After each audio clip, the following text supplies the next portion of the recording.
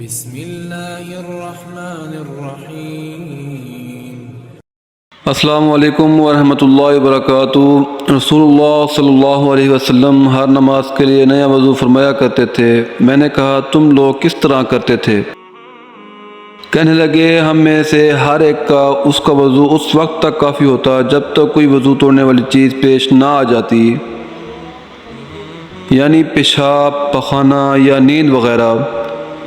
نہیں یہ کہ ہم خیبر والے سال رسول اللہ صلی اللہ علیہ وسلم کے ہمراہ جب صحبہ میں پہنچے تو رسول اللہ صلی اللہ علیہ وسلم نے ہمیں عصر کی نماز پڑھائی۔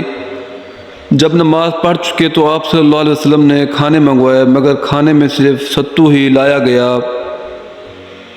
سو ہم نے اسی کو کھایا اور پیا۔ پھر رسول اللہ صلی اللہ علیہ وسلم مغرب کی نماز کے لیے کھڑے ہو گئے تو آپ صلی اللہ علیہ وسلم نے کلی کی، پھر ہمیں مغرب کی نماز پڑھائی اور نیا وضو نہیں کیا۔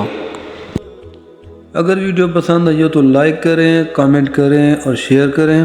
مزید پیاری پیاری احادیث سننے کے لیے ہمارے چینل کو سبسکرائب کریں۔